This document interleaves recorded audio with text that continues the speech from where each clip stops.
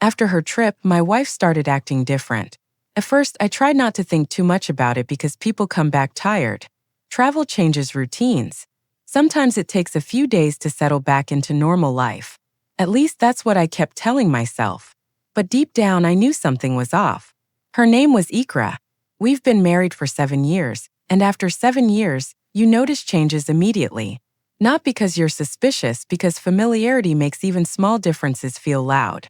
The shorter conversations, the distracted replies, the way she smiled at her phone, then locked it when I walked into the room. Tiny things. But tiny things become patterns, and patterns become impossible to ignore. The trip itself wasn't unusual. Just a girl's getaway for a few days. Something she had been excited about for weeks. Planning outfits, booking hotels, talking nonstop about beaches and restaurants. And honestly, I wanted her to enjoy herself. I trusted her completely. That's what made the change afterward feel so strange, because she came back physically, but emotionally, something felt missing. How was the trip? I asked the night she returned.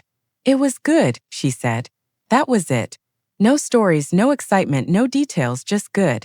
And somehow, that one word stayed in my head longer than it should have, because people talk about experiences they genuinely enjoyed. But she seemed careful, measured, like she didn't want to say too much. Over the next week, the distance grew quietly. Not dramatic enough to confront directly, but constant enough to feel exhausting.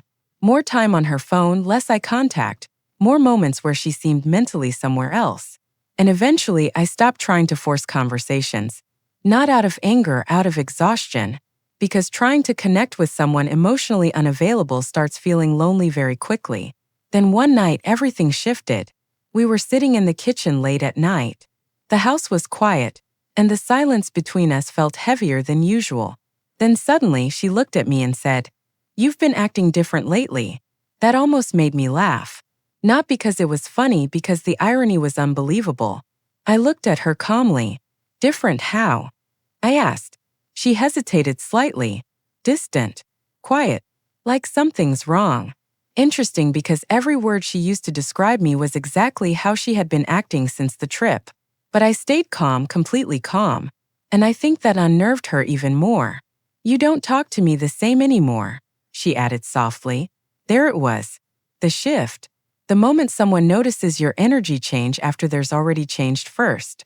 I leaned back slightly, then finally said, "You're right." Her expression tightened immediately. "I am different." Silence. Heavy, because suddenly this conversation wasn't going the way she expected. "What changed?" she asked quietly. And that's when I told her the truth. I finally noticed. Everything stopped completely. Her face froze instantly. Not dramatically, but enough. Enough to tell me that sentence landed exactly where it needed to. "Noticed what?" she whispered. I held her gaze calmly. "The distance. The secrecy. The way you came back from that trip emotionally somewhere else." Silence. Long, painfully long, because now she understood this wasn't about mood anymore. This was awareness. "You're overthinking," she said softly. "Maybe. But overthinking doesn't create emotional distance. And it definitely doesn't explain why someone suddenly starts behaving carefully around the person they married." "I don't think I am," I replied calmly. "And honestly, I think that's what scares you." That line hit hard. I saw it immediately. The tension in her face, the way she avoided eye contact afterward, because people panic when they realize you finally see the situation clearly. "You think I did something on that trip?" she asked carefully. Again, interesting, because I never said that, not once. She brought it there herself. I stayed quiet for a moment, then answered honestly. "I think something changed on that trip, and whatever it was, it came home with you." Silence. Again, heavy enough to feel physical.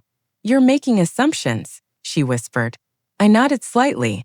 "Then help me understand why my wife suddenly feels emotionally unavailable." No answer. Only tears forming slowly in her eyes. And honestly, that silence hurt more than any confession could have, because silence leaves room for imagination, for doubt, for truth people are too afraid to say out loud. "I didn't mean for things to become like this," she admitted quietly. That sentence stayed with me, because once again, she didn't deny anything. She only talked about the outcome. And outcomes don't appear without causes. "You know what hurts the most?" I asked softly. She looked at me silently. It's not even what may or may not have happened. It's realizing I noticed the distance long before you were honest enough to talk about it. That broke her completely. Tears started falling instantly. Quiet tears. The kind people cry when they realize the version of the relationship they depended on is slipping away. I don't want to lose you, she whispered. And maybe she meant it. Maybe she truly did. But by then, something inside me had already changed too.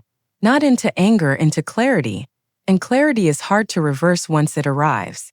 I stood up slowly, grabbed my keys from the kitchen counter, and headed toward the door. Where are you going? She asked through tears. I paused for a moment, then answered quietly. To spend one night somewhere I don't feel crazy for noticing what changed. And with that, I walked out because sometimes the most painful moment in a relationship isn't discovering betrayal. It's realizing someone expected you not to notice the emotional distance at all.